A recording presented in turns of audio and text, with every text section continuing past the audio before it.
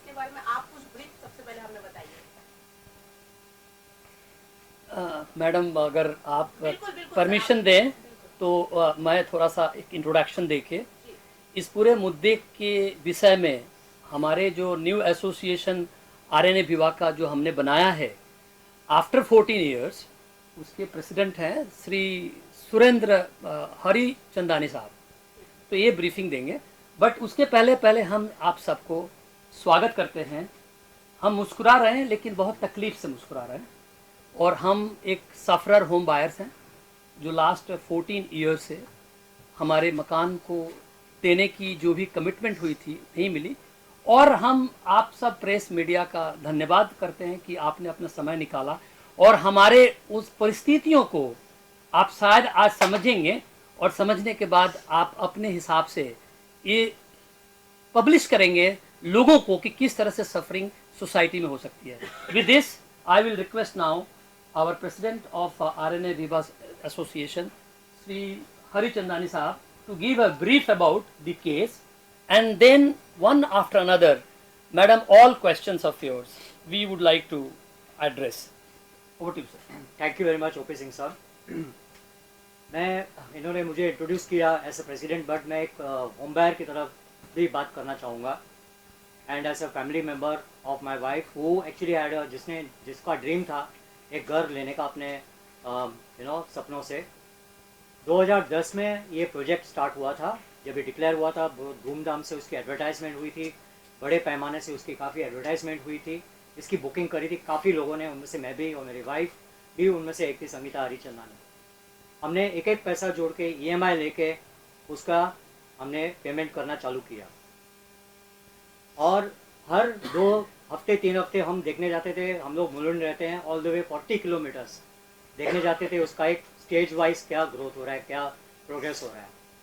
और RNA का नाम सुना था हमने काफ़ी, तो प्रोग्रेस चल रही थी अच्छी। लेकिन 85-90% पेमेंट देने के बाद करीब 5 साल 4 साल हमने पेमेंट किया, हर 3 महीने में क्वार्टरली पैसे बचा बचा के। जब 85-90% जो एग्रीमेंट अमाउंट था, एग्रीमेंट का रजिस्ट्रेशन हो गया, स्टैम्प ड्यूटी भर दी हम लोगों ने, और हमको लगा था अभी बस 5-10% बाकी बैलेंस पेमेंट भरना है, और 5-10% ही काम बाकी था जो दिख रहा था। शुरू के जो विंग्स थे ABCDEFG, और ऑल ऑफ सडन काम रुक गया, और हमको कुछ पता नहीं था। और बात धीरे धीरे पता चलने लगा, हम लोगों को थोड़ी थोड़ी इन्फॉर्मेशन आने लगी। हम लोग RNA की हेड ऑफिस जा रहे थे, कुछ ग्रुप मेंबर बने हम लोग के 10-15-20 मेंबर। कुछ लोग यहाँ पे साथी हैं, मैं देख रहा हूँ अभी मेरे साथ यहाँ पे बैठे हुए हैं। तो हम लोग RNA के साइट पे जाते थे, फिर RNA के हेड ऑफिस जाते थे, पूरा दिन वहाँ जाके बैठते थे RNA के पास कि भाई क्या हो रहा है, और कुछ पिक्चर क्लियर नहीं हो रही थी। फिर ऑल ऑफ सडन हमको पता चला कि RNA जो है अनफॉर्चुनेटली NCLT हो चुका है, और NCLT में उसका केस चल रहा है, और बैंकों से लोन लिए हैं उन्होंने, और बैंक के लोन के रीपेमेंट नहीं हो रहे हैं, कुछ ऐसे गड़बड़ी दिख रही थी। और काफ़ी बैंक्स के लोन थे, क्रिस क्रॉस हुए थे, उनके गारंटर्स थे, उनके फैमिली के, ऐसे काफ़ी बहुत ही कन्फ्यूजिंग और बहुत ही कॉम्प्लिकेटेड मैटर था, जो हम जैसे होम बायर्स को बहुत ही डिफ़िकल्ट है समझना या समझाना। NCLT होने के बाद में वो केस आया, और उसके बाद में हम लोग से ये बोला गया कि आप लोग होम बायर्स लोग अपना अपना क्लेम डालें और अपने अपना क्लेम सबमिट करें। तो देखा जाए तो आज के डेट में हम होम बायर्स का इंडिपेंडेंटली अगर ऐसा होम बायर ग्रुप देखेंगे तो 40% के ऊपर हम लोग का पूरा स्टेक है। बाकी बैंक्स कुल मिला के जो अलग अलग बैंक्स हैं, वो 3-4 बैंक्स हैं और कुछ फाइनेंसर्स हैं, उनके 10%, किसी का 20%, किसी का 10% ऐसे क्लेम्स हैं, और उनके इंटरेस्ट लेवल बहुत हाई हैं। हमारे as per the agreement RERA rule बहुत ही लो लेवल पे इंटरेस्ट क्लेम कैलकुलेट हुआ है, एक नॉमिनल अमाउंट पे। तो वो अगर देखा जाए तो इनजस्टिस वो भी है। इंटरेस्ट वाला जो कैलकुलेशन बाकी फाइनेंसर्स बैंक्स के लिए हो रहा है वो अलग हो रहा है, और हम होम बायर्स का एक बहुत ऑर्डर लेवल पे हो रहा है। तो वो NCLT में गया, और जो प्रोसीजर है NCLT का, वो एक लीगल वे में जिस तरीके से एक RP अपॉइंट हुए मिस्टर नंदा जी, उन्होंने एक प्रोसेस स्टार्ट किया। उस प्रोसेस के हिसाब से 2-3 साल चला, और एक CIRP एक चीज़ होती है जिसमें वो एक CIRP बनती है और उसका एक डिसीजन होता है, और उसके बाद में एक्सप्रेशन ऑफ इंटरेस्ट क्रिएट होता है कि अभी दूसरा कोई आके उसको कंप्लीट करे। उसके पहले ये बताऊंगा कि हाई कोर्ट में भी मैटर गया था, और हाई कोर्ट में इसने सबमिट किया, प्रॉमिस किया कि ये कंप्लीट करके देगा, लेकिन वो फुलफिल नहीं कर पाया promise, whatever the reason may be. So coming to the point, वो CIRP में जो एक्सप्रेशन ऑफ इंटरेस्ट का जो आया, उसके बाद में एक बिडिंग भी हुई, किसी बिल्डर ने बिडिंग करी कि ये प्रोजेक्ट कंप्लीट करेगा, और बैंक्स के लोन रीपे करेगा वो। तो ये प्रोजेक्ट कंप्लीट होने का फुल एक पॉसिबिलिटी आ गई थी। और आपको एक बताऊं कि यहाँ पे एक सस्पेंस और एक थ्रिलर है, वो ये कि ऑल ऑफ सडन ये मैटर उसने सुप्रीम कोर्ट चले गए हमारे आरएन बिल्डर बैंक्स के अगेंस्ट में। तो हमारा ये जो सीआरपी का जो डिसीजन लेने वाले ही थे, RP as per the legal procedure as per IBBI guideline and law, वो स्टे पे चला गया और सुप्रीम कोर्ट में गया। सुप्रीम कोर्ट में जैसे ही केस एडमिट हो गया, पता नहीं कैसे इतना जल्दी एडमिट हो गया, वेरी मिरेकुलस, और वहाँ पे वो स्टे भी लाया गया। सुप्रीम कोर्ट में केस तो आया, लेकिन वो केस को स्टे भी लाया गया। यानी सीआरपी वगैरह जो भी चल रहा था, हमारा जो प्रोसेस चलते रहना चाहिए था और एक डिसीजन लिया जाना चाहिए था और उस बिल्डर को अवार्ड देना चाहिए था कि हाँ प्रोजेक्ट कंप्लीट करो होम बायर्स का। क्योंकि बैंक्स का तो होम बायर्स के लिए, होम के लिए तो कुछ नहीं था, उसको तो बिल्डर को दिए थे पैसे उसने। और हमने ऐसा होम बायर, हमने ये आरएनए विवाह प्रोजेक्ट के लिए पैसे दिए हैं, हमारा कोई उस चीज़ों से कोई संबंध नहीं है। लेकिन हम फंस चुके हैं, ये बैंक्स के लोन और ये सब गारंटर, वो उस बवंडर और उस पूरे चक्रव्यूह में फंस चुके हैं हम लोग। और वहाँ पे स्टे आ चुका है। आज 2021 में ये गया था और 2021 में सुप्रीम कोर्ट में केस, हर बार हियरिंग की डेट मिलती है। अब हमने काउंटिंग करी है, 45 टाइम्स डेट आई है। शुरू के 1 साल में तो 5-6 बार खाली डेट मिली, डेट ही नहीं आ रही थी हम लोग की। उसके बाद में एक बड़ा केस था पीरामल केस, उसके साथ ये केस को टैग किया गया और जो केस का कोई संबंध डायरेक्टली कुछ नहीं था इस केस से, क्योंकि वो वाले केस में होम बायर का कोई भी संबंध नहीं था देखा जाए तो। उसके बाद में वो अनटैग हुआ और 3 साल ऐसे ही निकल गए, 3.5 साल करीब करीब हमने काउंट किया है। 45 टाइम्स इसकी हियरिंग की डेट मिली है, लेकिन एक बार भी हियरिंग नहीं हो पाई है। और उनकी बेंच बैठती है, जज की, चीफ जस्टिस सारे बैठते हैं, लेकिन कहीं ना कहीं वो कहाँ फंस जाता है मैटर, और हमारी हियरिंग नहीं हो पा रही है, सुनवाई नहीं हो पा रही है मैटर का, कहीं कोई डिसीजन नहीं हो पा रहा है। चीफ जस्टिस का नाम sir? Mister Chandrachud, DY Chandrachud. नाम बहुत ही फेमस पर्सनैलिटी है, बहुत ही अच्छे हैं, काफ़ी नामचीन है, काफ़ी अच्छे अच्छे डिसीजंस भी उन्होंने लिए हैं, लेकिन उनके नज़र में शायद ये अभी तक मैटर गया नहीं है। तो ये आप मीडिया के सामने हम लोग का सब ग्रुप का हमारे इतने सारे होम बायर्स, कोई थाना से, कोई कहाँ से, वसई से, और ये मिस्टर पराग साहब आए हैं, he is a handicap person, paralysed person. Paralysed. अभी He हुए has- हैं because of the stress. He has taken a trouble all the way to come from very far away. We have Mr. Surendra Pal Saab, one of the very prominent, who is very 75 years old. We have a lot of senior citizens here, including myself, and Mr. Sanjay Agarwal ji. So we are in a like, ये आप लोगों के ऊपर हम लोग dependent है आज, ये मीडिया उस तक हमारी आवाज़ पहुँचाए, चीफ जस्टिस तक, प्राइम मिनिस्टर तक, चीफ मिनिस्टर तक, और जो भी जुडिशरी है। ये हम लोग से आप लोगों की विनती है, और आप लोगों की हमको मदद चाहिए, और हमको पता है कि मीडिया कितना पावरफुल है। बस इतना ही कहना चाहेंगे। और मैं रिक्वेस्ट करूंगा आगे मिस्टर ओपी सिंह साहब को। तो मैडम, इनफैक्ट एक केस हिस्ट्री है, हिस्ट्री बहुत पेनफुल है कि आपकी केस सुनी नहीं जा रही है 4 साल से, तो फिर कहाँ जाओगे? तो हमें लगा कि मीडिया, हमारे जो बंधु हैं, शायद हमारे इस केस को चंद्रचूड़ साहब के पास पहुंचा पाए। इस विषय में हमारे संजय अग्रवाल जी, जो हमारे लीगल और जो लॉयर सेगमेंट ये हैंडल करते हैं, तो अगले 5 मिनट तक ये आपको जुडिशरी सिस्टम में इनका क्या एक्सपीरियंस हुआ है इस केस को लेके, ये आपको अपडेट करेंगे। तो फिर आपको समझ में आएगा कि हे भगवान, फिर ये कहाँ जाएं। Over to you Sanjay Agarwal साहब। सर एक क्वेश्चन था, सुप्रीम कोर्ट के पहले हाई कोर्ट में कितना साल गया था? 2 साल। 2 साल। 2-3 साल। 2 साल। मैं एक पॉइंट ऐड करना चाहूँगा, आपका अच्छा बहुत सवाल है कि हाई कोर्ट ने अच्छा डिसीजन भी दिया था और उसने अपना कोर्ट रिसीवर अपॉइंट किया था, और एक आरएनए ने कमिट किया था कि इसको ये कंप्लीट करेगा, लेकिन वो पूरा मैटर कंफ्यूज हो गया, कॉम्प्लिकेट हो गया। It went to NCLT. It went to NCLT. Sir अभी मामला कहाँ तक पहुँचा है इसका? अभी ये सुप्रीम कोर्ट में स्टे पे, स्टेटस को और स्टे पे है 3 साल, 3.5 साल से। बिल्डर को कितने दिन में स्टे मिल गया था? बिल्डर को मेरे हिसाब से, जो मेरा अंदाजा है, जो हमने पेपर स्टडी किया एज पर द रिकॉर्ड, ये 2 दिन में। 2 दिन में सर 48 आवर्स में, 48 आवर्स। और हमारे 4 साल में केस को सुना तक नहीं गया। इसके बारे में थोड़ा संजय अग्रवाल जी आपको इंसाइट देंगे in next 5 minutes. Over to you Sanjay Agarwal. नमस्कार। हमारे यहाँ बोला जाता है कि प्रजातंत्र के 4 स्तंभ हैं। पूरे सिस्टम से पूरी तरह निराश होने के बाद, जैसे ओपी सिंह साहब ने बताया कि आज हम प्रजातंत्र के 4थे स्तंभ मीडिया के पास में आए हैं। हमारे पास में कोई चॉइस नहीं बचा। नहीं। हम लोग इतने फ्रस्ट्रेट और निराश हो चुके हैं कि मैं आपको बता नहीं सकता। 480 होम बायर्स हैं एंड पिछले 15 साल में most of us have turn into senior citizen. हम लोग सीनियर सिटीजन्स हो चुके हैं। जो है मोस्टली जिनने घर खरीदे हैं वो लोअर मिडिल इनकम ग्रुप से हैं, मिडिल क्लास ग्रुप से हैं। अपनी पूरी ज़िंदगी का पैसा उन्होंने अपनी अर्निंग्स को इसके अंदर लगाया है, जैसा कि आपको हमारे प्रेसिडेंट साहब ने बताया। एक आपने जैसे देखा होगा कि अभी जैसे केस की हिस्ट्री बताई कि जब हाई कोर्ट्स ने एक फेवरेबल डिसीजंस दिए और बिल्डर को टाइमलाइंस दी, तो हमारा ये मानना है कि फाइनेंशियल इंस्टीट्यूशंस ने बहुत ही गंदा रोल प्ले किया। Most probably we suspect that the builder and the financial institutions have collaborated together and they have taken the case to NCLT to delay it further for 3 years.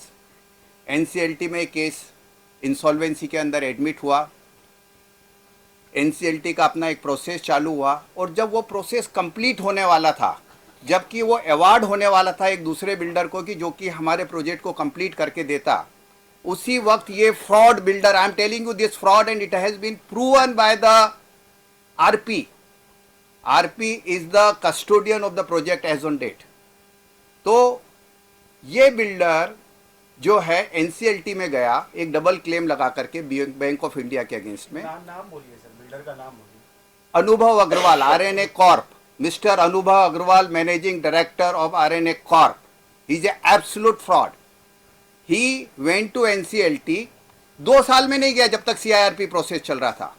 He went to NCLT that कि bank of India is making A double claim. NCLT ने उसकी plea स्वीकार नहीं की।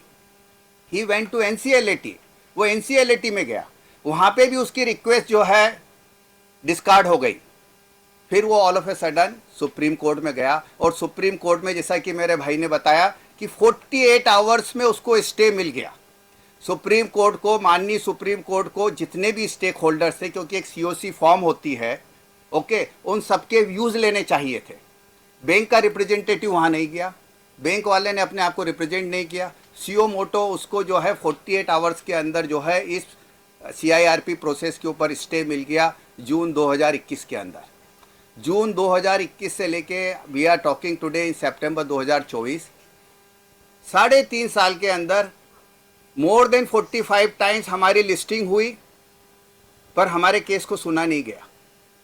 हम home buyers ने कहीं से थोड़े बहुत पैसे इकट्ठे करते हैं, हम थोड़े बहुत पैसे इकट्ठे करके हम लॉयर अपॉइंट करते हैं वहाँ पे। पहले चीज़ तो हमारे जब इंटरवीनिंग एप्लीकेशन लगाते हैं हम तो बोलते हैं आपका कोई इसमें क्या इंटरेस्ट है। सुप्रीम कोर्ट हमको बोलती है आपका, अरे इंटरेस्ट तो सिर्फ हमारा है, बाकी किसी और का कोई इंटरेस्ट नहीं है, मकान सिर्फ हमारे हैं। पर सुप्रीम कोर्ट उस चीज़ को सुनने को तैयार नहीं। फिर भी हमने फोर्सफुली जो है वहाँ पर अपनी एप्लीकेशन लगाई, हमारी कोई सुनवाई नहीं हुई होम बायर्स की उस केस के अंदर। बैंक ऑफ इंडिया जो है which whom we suspect is collaborating with the builder, चुपचाप बैठा रहा, उसने कभी कुछ नहीं किया, उसके लॉयर्स ने कभी इसको फोर्स नहीं किया, इस केस को कभी ढंग से प्रेजेंट नहीं किया सुप्रीम कोर्ट के अंदर। फिर हमने सुप्रीम कोर्ट के अंदर जब इस कोर्स को फोर्स करने के लिए मेंशनिंग किया, एक प्रोसेस होता है, तो ये हमारा जो केस है वो जस्टिस ऋषिकेश रॉय की बेंच के ऊपर है। मैं आपको ये भी बता दूं कि पिछले 3.5 साल के अंदर ये बेंच कितनी बार चेंज हो गई, बार बार बेंच चेंज हो जाती है, केस को वापस से रिप्रेजेंट करना पड़ता है नई बेंच के सामने। Absolutely rubbish system in the supreme court, let me tell you. Supreme court पूरे समय जो है या तो अंडर ट्रायल क्रिमिनल्स की बेल एप्लीकेशन सुनने में लगा हुआ है। अभी मैं रिसेंटली देख रहा था सुप्रीम कोर्ट उन लोगों के लिए ज़्यादा सहानुभूति प्रस्तुत करता है जो कि एनक्रोचमेंट किए हुए उनके केसेस को प्रायोरिटी पे सुनता है। पर ये बेचारे गरीब होम बायर्स जिन्होंने अपने ज़िंदगी भर की कमाई इस प्रोजेक्ट के अंदर लगाई हुई है, सुप्रीम कोर्ट को उनको सुनने के लिए समय नहीं है। आज मैं एनक्रोचमेंट करके मकान बना लूँ तो मेरे लिए सुप्रीम कोर्ट 1 मिनट में सब स्टे दे करके मेरे को वहाँ रहने देगा। मैंने पूरी ज़िंदगी भर की कमाई लगा दी।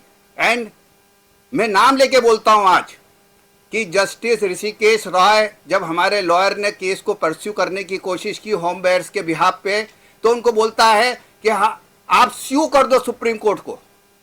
आई am ready to sue the supreme court today if it is there is some legal process to do the same. हमारे केस को सुनने को तैयार नहीं है। हमारे केस का नंबर 101 था। इन्होंने वो जो है 2 मेंबर की बेंच को 3 मेंबर की बेंच में लास्ट टाइम कन्वर्ट कर दिया जब हम ज़्यादा एग्रेसिव हुए। हमारा सीरियल नंबर 101 से चेंज होकर के 114 हो गया। अब इस हिसाब से तो ये केस कभी सुनवाई के लिए आने वाला नहीं है। आज प्रजातंत्र के इस चौथे स्तंभ की तरफ से मेरी रिक्वेस्ट है, हाथ जोड़ करके रिक्वेस्ट है कि आप हमारी बात जो है चीफ जस्टिस चंद्रचूड़ जी तक पहुंचाइए। हमने बहुत कोशिश की, हमने चिट्ठी लिखी, हमने वीडियोस बना करके उनके पास भेजने की कोशिश की, पर हमारे पास में कोई माध्यम नहीं है कि हम डायरेक्टली उनके पास में कुछ अपनी बात को पहुंचा पाएं। पर आप लोग जरूर पहुंचा सकते हैं। जब सिस्टम फेल हो जाता है, जब जुडिशरी फेल हो जाती है, तब जो है प्रजातंत्र का ये चौथा जो स्तंभ है जिसको हम मीडिया बोलते हैं, मीडिया ही जस्टिस दिलाता है और आप हमारी आखिरी होप हैं। हमारी रिक्वेस्ट है कि होम बेड्स के इस केस को जो है प्रायोरिटी पे सुना जाए, इस स्टे को वेकेट किया जाए।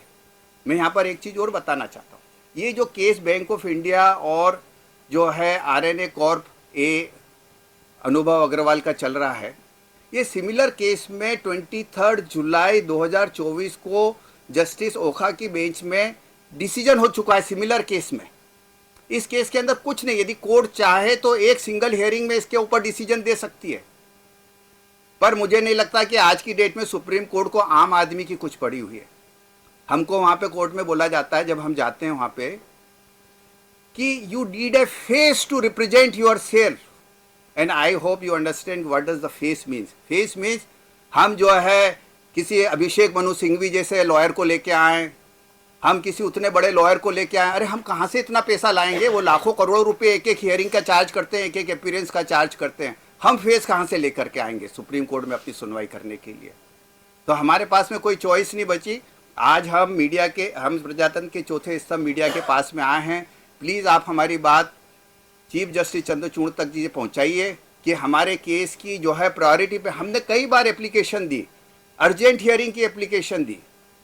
हमको मतलब मजाक तो ये हो गई कि हमको बोला जाता है कि आप अनुभव अग्रवाल को लेके आ जाइए, हम सुनवाई करके खत्म कर देंगे। अरे वो क्यों आएगा? वो तो डिले कर रहा है केस। क्या जस्टिस ऋषिकेश राय को ये चीज समझ में नहीं आती है? लास्ट मीटिंग में जस्ट 2 वीक्स बैक हमने मेंशनिंग करने की कोशिश की, हमारे वकील को झाड़ दिया गया।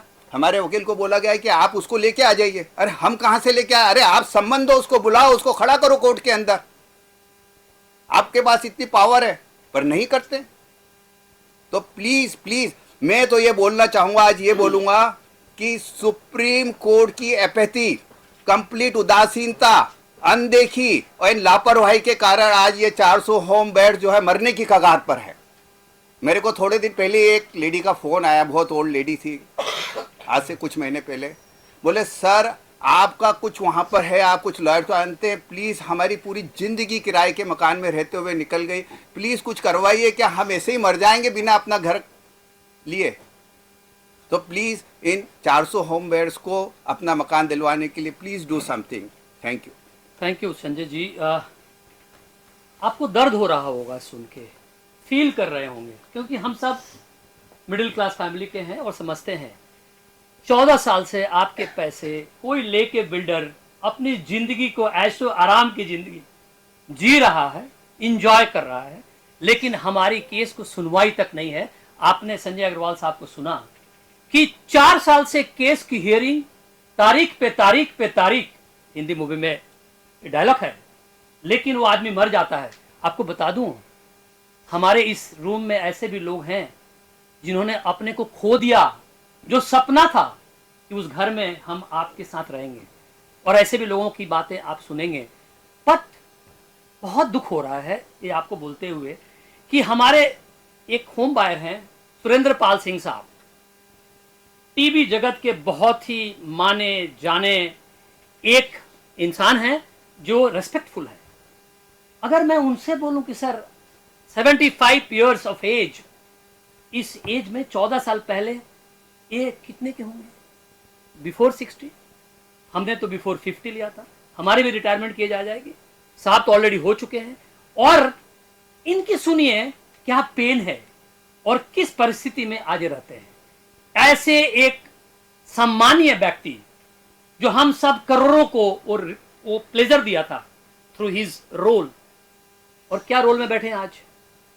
Over to you sir. क्षमा करें, ये वक्त मेरी जो मेरे तबीयत है मेरे सही है। आदरणीय पत्रकार बंधु और प्रधानमंत्री मोदी जी के 480 होम बायर्स, आप बोलेंगे कि मैंने ये बड़ी गलत सी बात बोल दी है, मोदी जी के कैसे होम बायर्स हो गए। तो मैं उस रेफरेंस में आप लोगों से बोल रहा हूँ कि मोदी जी ने हर स्पीच में अपने कहा है कि मेरा 140 करोड़ का परिवार है। यस, तो ये 480 जो बायर्स हैं ये भी उसी परिवार में ही आते हैं, इसलिए मैंने कहा मोदी जी के परिवार वाले होम बायर्स। दोस्तों, एक चीज और बताना चाहता हूं कि ये जो लड़ाई है, ये होम बायर की जो लड़ाई है, ये निर्बल की लड़ाई है बहुत बड़े बलवान से, जिसने कि बैंकों से बहुत बड़ा लोन लेकर और वो यहां से बंबई से भागने की तैयारी में था। समहाउ उसे पकड़ा गया और उसके परिवार को के साथ पूरा भाग रहा था वो। समहाउ करीब 900 करोड़ रुपए का उसके ऊपर बैंक का गबन है। मुझे एग्जैक्ट वो नहीं मालूम है, बट लगभग मैं बोल रहा हूं आपको। वो भाग रहा था, उसको पुलिस ने पकड़ा और उसको विदेश जाने से रोका। जैसा कि आप सभी लोग जानते हैं कि जब भी कोई घोटाला करता है तो वो सबसे पहले विदेश भागने के लिए सोचता है।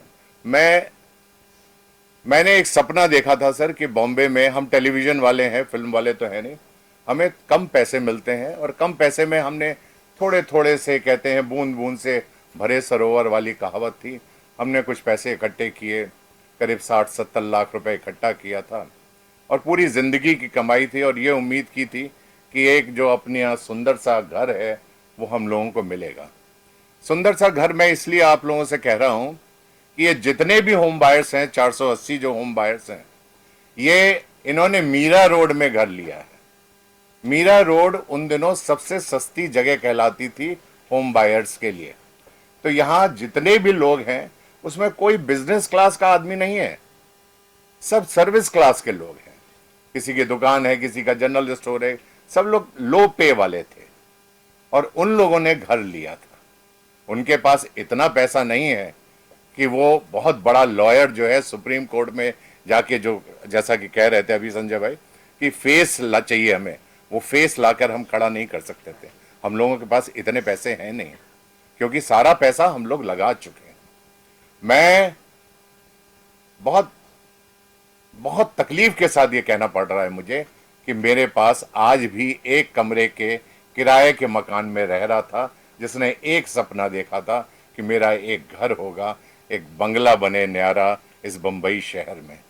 लेकिन वो पूरी तरह से 15 साल हो गए, 75 हो गया हूँ, 85 तक जिंदा रहूंगा, 10 साल बाद जयराम जी की कर जाऊंगा और अब मुझे घर लेने की चाहत भी नहीं है। जो सपना था वो बच्चों के साथ देखा था, बच्चे भी छोड़ गए हैं क्योंकि वो भी एक कमरे में अपने आप को घुटन महसूस करने लगे किराए के मकान में। किराया आप सभी लोग जानते हैं कि इतना हैवी किराया हो, यहाँ जितने भी होम बायर्स हैं वो सब इसी तकलीफ से गुजर रहे हैं। I am not the only one who suffering. मेरे ख्याल से 480 लोग जो हैं वो सब इसी तकलीफ से गुजर रहे हैं। सब लोगों ने, किसी ने अपनी पेंशन के पैसे दिए हुए हैं, किसी ने अपनी छोटे थोड़ी इनकम करके उन्होंने बुकिंग की थी, किसी ने धीरे धीरे इंस्टॉलमेंट में पेमेंट दी थी और इसमें से 80% ऐसे, 90%, 95% लोग ऐसे हैं जिन्होंने बैंक लोन लेकर घर खरीदा है। और जिन्होंने बैंक लोन लेकर घर खरीदा है उन लोगों की सबसे बड़ी आफत यह है कि उनको हर महीना बैंक को पैसा चुकाना पड़ता है और उनके पास घर नहीं है। आज वो लोग रो रहे हैं बेचारे। कितने लोग ऐसे हैं जो लोग इस दुनिया को छोड़कर चले गए। आज आप लोग जानते हैं कि कितनी भयंकर रेन हो रही है, बारिश हो रही है, लोग घर से निकल नहीं पा रहे हैं और यहां से इतनी दूर दूर से लोग, मुलुंड से आ रहा है कोई, पालघर से आ रहा है तो कोई विरार से आ रहा है, इतनी दूर दूर से लोग आ रहे हैं यहाँ पे। अगर हमारे पास पैसा होता तो हम मीरा रोड में नहीं जाते लेने के लिए, हम बैंड्रा में जाके लेते, हम मालाबार हिल में जाके घर लेते अगर हमारे पास पैसा होता। हमारे पास पैसा नहीं था, हमने बैंकों से लोन लिए हैं, छोटी छोटे अपने अपने कर्जे लिए हुए हैं हमने। ये सारे के सारे जितने होम बायर्स यहां बैठे हुए हैं, ये सारे के सारे कर्जदार हैं आज की तारीख में। मैं कहता हूं, मोदी जी कहते हैं कि हम 3 करोड़ लोगों को घर देंगे, फ्री में घर देंगे। अरे साहब, हम लोगों ने तो पैसे दिए हैं, हमें तो घर ही नहीं मिल रहा है। 480 लोगों को घर नहीं मिल रहा है। हम लोग सफरर हैं, हम लोग रो रहे हैं, और हम लोग न्यायपालिका के सामने और ज्यादा हैं। और न्यायपालिका हमको न्याय दे ही नहीं रही है। हम तो कहते हैं ये न्यायपालिका में से न्याय शब्द हटा देना चाहिए, सिर्फ पालिका रखना चाहिए। और हम लोगों की जो हालत है सर, इस वक्त इतनी खराब दयनीय वाली हालत है, जिसके लिए आज आप विश्वास कीजिएगा, मैं शूटिंग कर रहा था साकीनाका पे एसजे स्टूडियो में। वहां से मैंने कहा मेरे लिए शूटिंग करना बहुत इंपॉर्टेंट नहीं है, मेरे भाई लोग आ रहे हैं, मुझे उन लोगों से मिलना जरूरी है। और मैं वहां से भाग कर आया हूं यहाँ पे, और यहाँ पे बैठ के वेट कर रहा हूं। ना मैंने खाना खाया है, ना पानी पिया हुआ अभी तक। क्यों? क्योंकि हमारी जरूरतें ऐसी हैं। मेरे ख्याल से मेरी हर इस बात को हर आदमी यहाँ पे बैठा हुआ समझ रहा होगा, हमारे मीडिया वाले लोग भी इस बात को समझ रहे होंगे कि दुख क्या होता है। मैं अपना सिर्फ दुख बता रहा हूं, मैंने ये नहीं बोला है कि हमने क्या पैसा दिया क्या है। वो संजय भाई ने पूरी अच्छी तरह से बताया है सारी चीजें कि न्यायपालिका हमको हमारे लिए कर क्या रही है। सर्वोच्च न्यायपालिका, जैसे हम कहते हैं सर्वोच्च, सबको न्याय मिलेगा। सर, ये एक निर्बल की लड़ाई है बलवान से।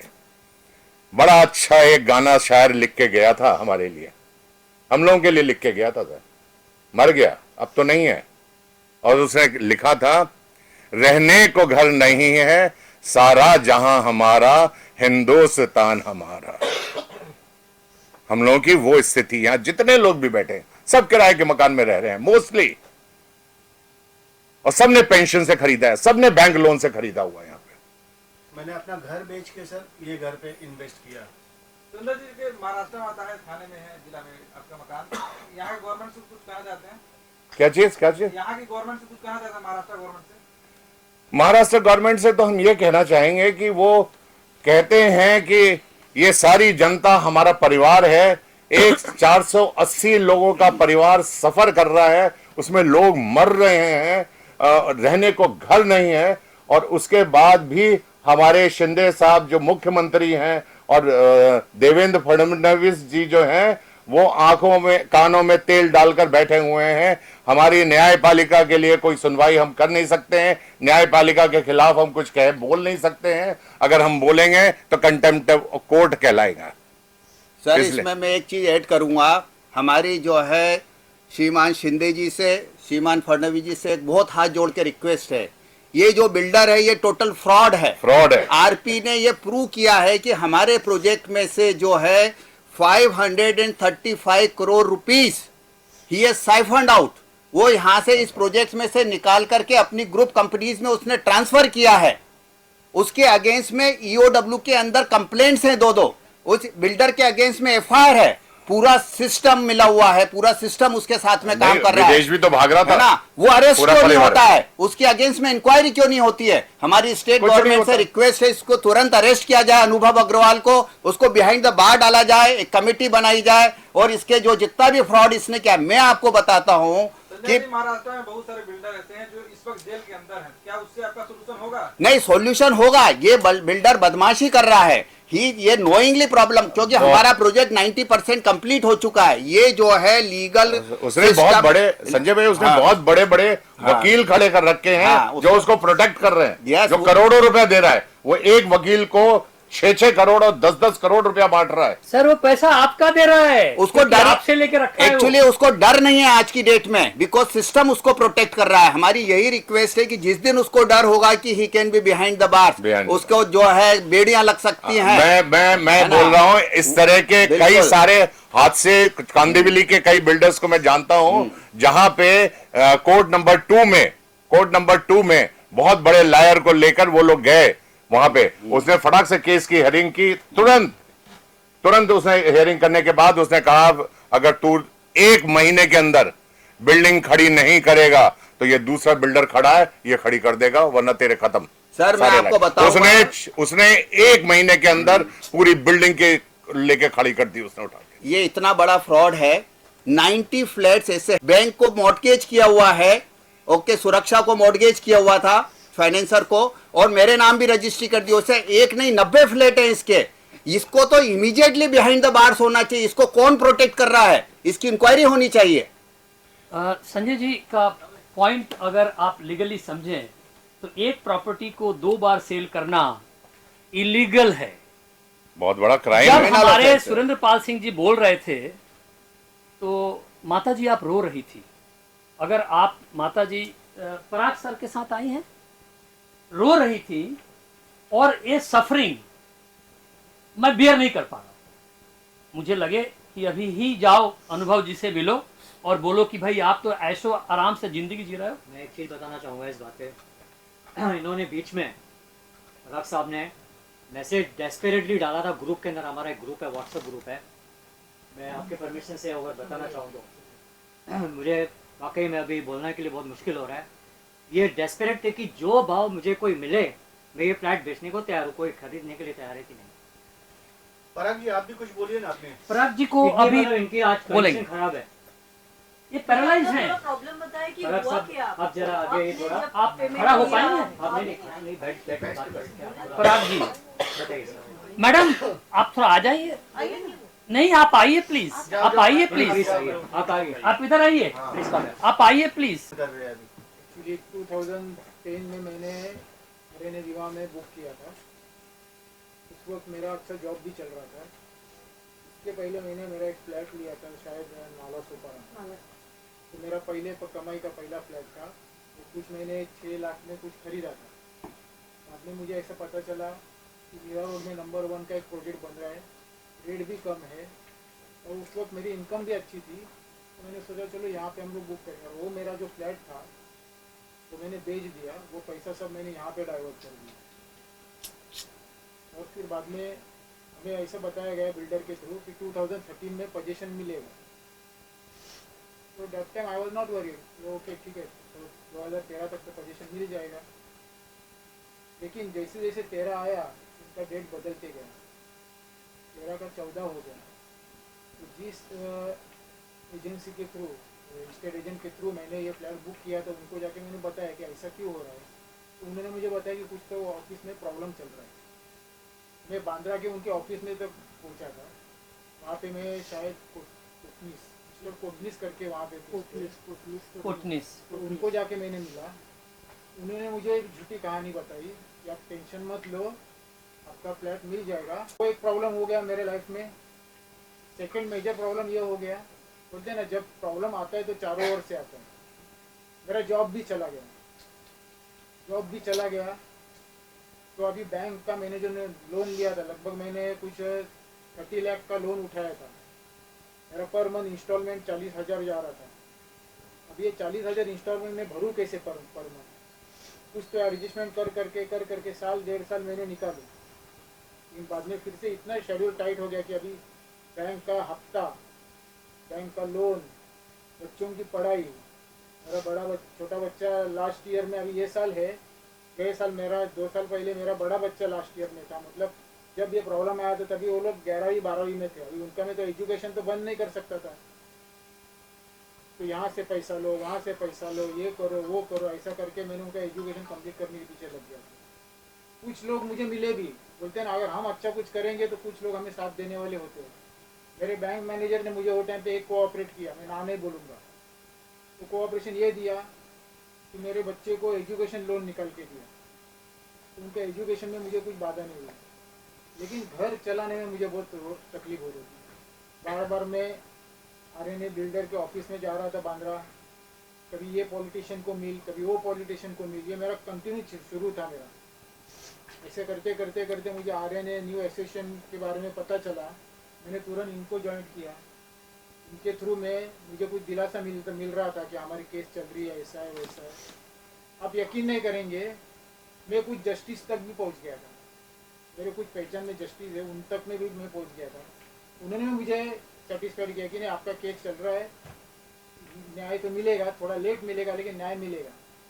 लेकिन ये बात भी उन्होंने बोल के मेरे ख्याल से आज 4-5 साल हुए होंगे। आज शेड्यूल इतना मेरा टाइट है कि बैंक से मुझे फ़ोन आ रहे थे, इंस्टॉलमेंट कब भरेंगे, मेरा इंस्टॉलमेंट लैप्स हो रहे थे, रात को नींद नहीं लगती थी। और एक दिन सुबह मैं ऐसे ही सोच में था, घर कैसा चला है, हफ्ता कैसा भरूँ, बच्चों की परवरिश, एग्ज़ाम, कॉलेज फीस वगैरह कैसे मैं क्लियर करूँ। वो टेंशन की वजह से शायद मुझे अटैक आया लास्ट ईयर, 26 जून 2023 में मुझे अटैक आया। और अटैक भी ऐसा आया कि पैरालिस अटैक है। ओहो मैंने नहीं किया, कुछ नहीं, कभी कुछ नहीं हुआ था। Shem Shem Shem Shem. शायद मेरे ये जो बॉडी का जो मेरा ये देख के कोई बोलेगा भी नहीं कि मुझे अटैक आ सकता है, लेकिन इतना टेंशन था। डॉक्टर मुझे वही बोले कि आपने हाइपर टेंशन बहुत लिया है, और उसकी वजह से मुझे अटैक आया। और वो जो अटैक आया लास्ट 1 साल से, बोलते हैं ना, स्ट्रगल में और स्ट्रगल बढ़ गया।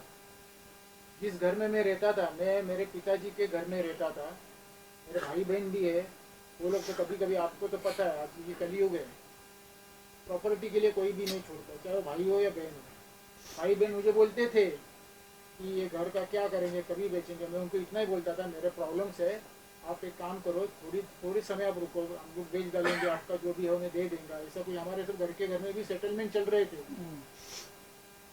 आखिर में हम लोगों ने डिसीजन लिया कि चलो हम लोग इधर से निकलते। अभी फिलहाल मैं कांदिवली में भाड़े के रूम में रह रहा हूँ। वहाँ पर भी मुझे, बोलते हैं ना, ऊपर वाला साथ देता है। मुझे एक ऐसे इंसान ने साथ दिया है कि उन्होंने उनके रूम में रखा। सो आप ये मीडिया जो कहानी दोस्तों, है, ये जो इनकी कहानी है, और एक- वो और एक- घर घर की कहानी है। सर और एक बात, वो 480 बायर्स की कहानी है। ये जो कहानी आपने अभी सुनी है, ये एक आदमी की नहीं है।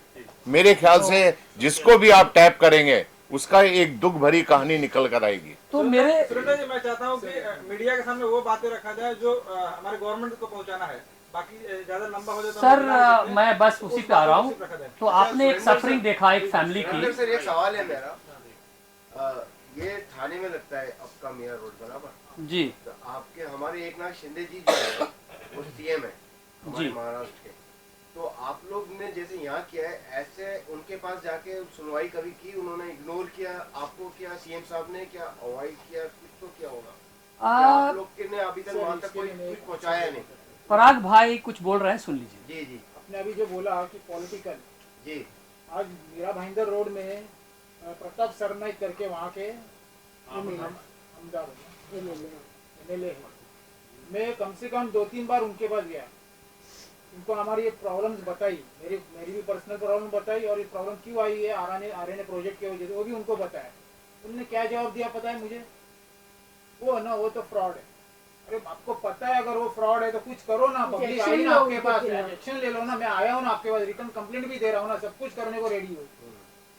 आपको अगर पता है वो फ्रॉड है, अपने आपको सब उसका हिस्ट्री डिटेल सब पता है, एक आपके पास एक आम इंसान आया है, तो उसकी सुनवाई अब सुनो ना, ऊपर तक लेके जाओ ना। तो ये है हमारे तो, पॉलिटिकल। ये सब मिले हुए हैं अगर तो मेरा Totally। मेरा आप सबसे अनुरोध यही है कि ये मैसेज भी सिद्धे साहब के पास जाएगा, और हम सब हाथ जोड़ के उनसे अनुरोध करेंगे कि इस तरह का किसी और को पैरालिसिस ना हो जाए, सफ़र ना करे, क्योंकि आपके ही परिवार है।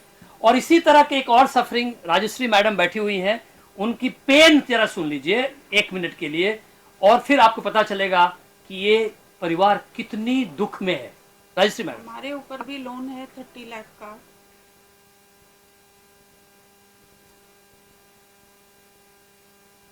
आप बोलिए मैडम, बोलिए। लॉकडाउन के पहले हमने बेटी की शादी की, पता नहीं है हमने कैसे की, कैसे लोन लिया, क्या किया। मेरे हस्बैंड तो रिटायर्ड हो गए।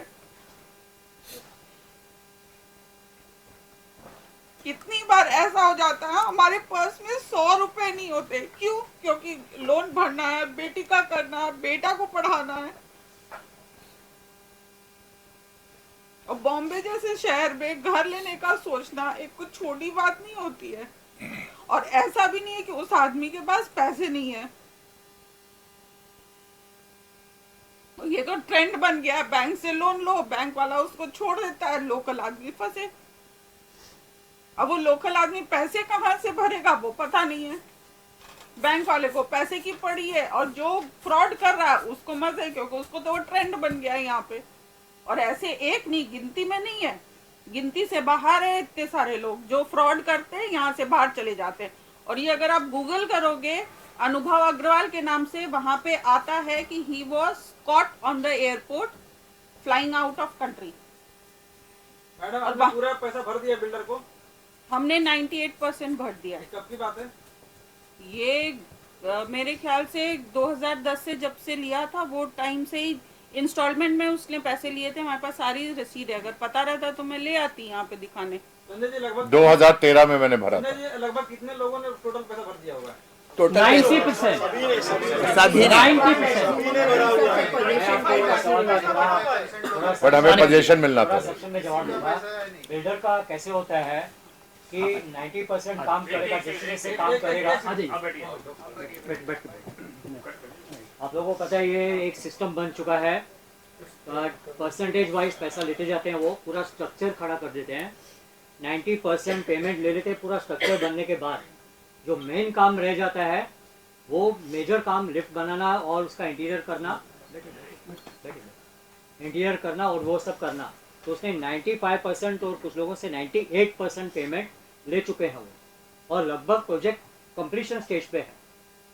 एंड मौके पे ये सब मैटर, ये महाराष्ट्र गवर्नमेंट को तो पता होगा, फिर क्यों नहीं ये एक बहुत बड़ा पॉइंट है कि अभी कुदरती ऐसा है कि अभी जो हमारे महाराष्ट्र के जो चीफ मिनिस्टर साहब हैं वो थाना डिस्ट्रिक्ट से और थाना से हैं, और ये मीरा रोड भी थाना डिस्ट्रिक्ट में आता है। तो ये उनसे भी हमारी एक अपेक्षा है। बिल्डर के साथ साथ और किस किस लोग इसमें मिलीभगत हो सकती है?